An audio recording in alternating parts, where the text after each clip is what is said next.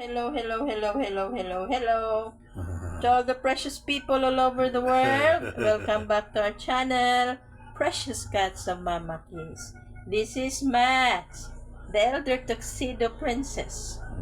And it's time for her to have an overhaul, grooming and cleaning. First, you have to change her collar because as you can see, it's really worn out. You have to take this off first. One.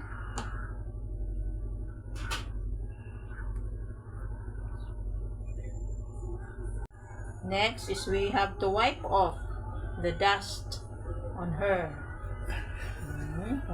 Mama Kiss lagi makakon. She's very submissive. She will not bite nor scratch you. Just don't wanna be near us. She is a loner, but she is a good girl. My Magmag is very good girl. My Max is very good girl, amak sa Max. Is very beautiful and a good girl na naamak sa Max. See? Yayay? Wala man na yayay. Hindi ka naman na mamakis. Okay. Next is cleaning the ears. Because some of the mites have a chance of going here.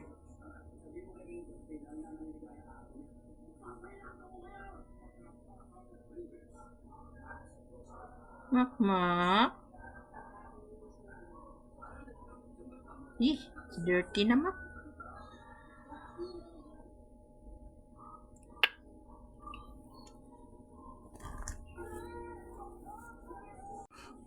Next is we have to cut off her nails. See? You have longer. Makama.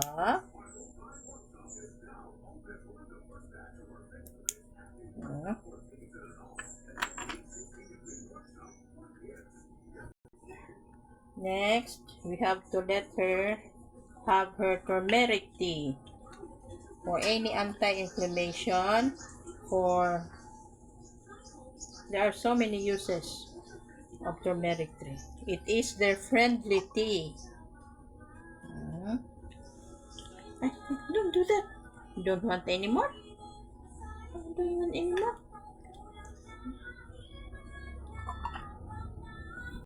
And the last part is to let her wear her new collar. Later na, later.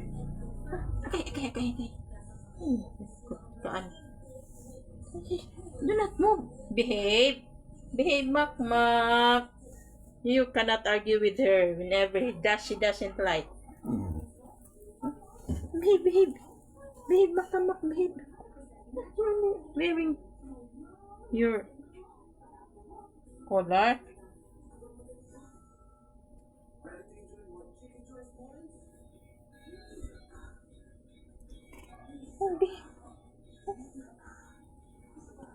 Babe. Mak. It's almost finished. Mak. Babe. Do not pull. It might choke you. Babe, Mak.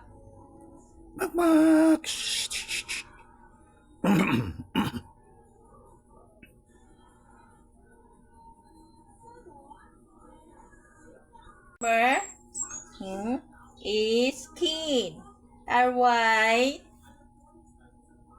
baby girl with one blue eye. Let's take a first. You have the red. When I put them a red yarn, it means that they are recuperating for their health. But I think now she's in good health. So, first is we have to wipe off first the dust in them. Sometimes they don't need to have a bath. All they need is a sponge bath. In fact, I have seen a product at one of the online shopping that there's a cream that you will put and they will be thoroughly clean. Just put the cream, massage it on their body, and they will be thoroughly clean. Especially those ones that really hate water. But this one is already used to having a bath almost weekly by their previous owner. Next, we have to clean her ear.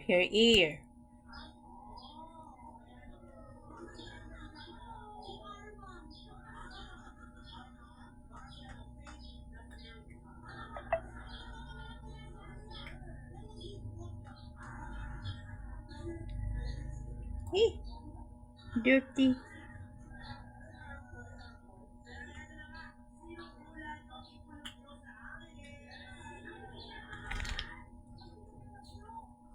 This one, especially the white ones, the fur on their ear is very thick, and that's why when it will push on the other wall of their ear, they will have an very itchy feeling. They cannot, what do you call that, afford not to scratch it. So I need to cut the fur around their ear so to prevent them from scratching.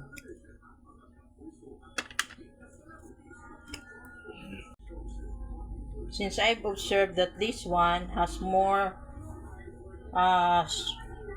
times of scratching on her body, so I need to give her the anti-tick liquid.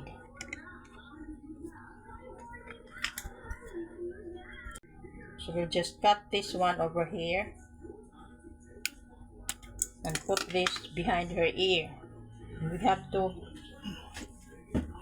make a clearing so that it will go directly onto her like that. And we have to watch her that nobody will lick at her back.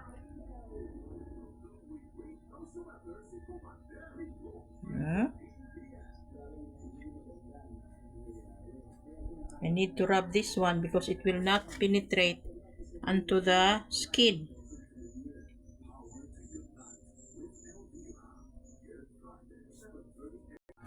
As you can see, it's a little bit wet on the solution that we put for the anti-tick. And the next one, she will have her new collar. Kinny girl.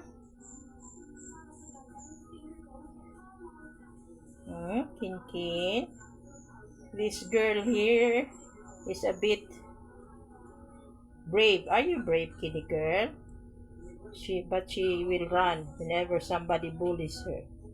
I think it really is true that among the cat world, among their eyes, the white ones is what they consider as the ugliest one. The one without color. The one who has a triple color, especially the calico and the torp, are their most handsome and beautiful one. And the last part would be the turmeric tea for Kin. Hi. You drink turmeric tea, Kin.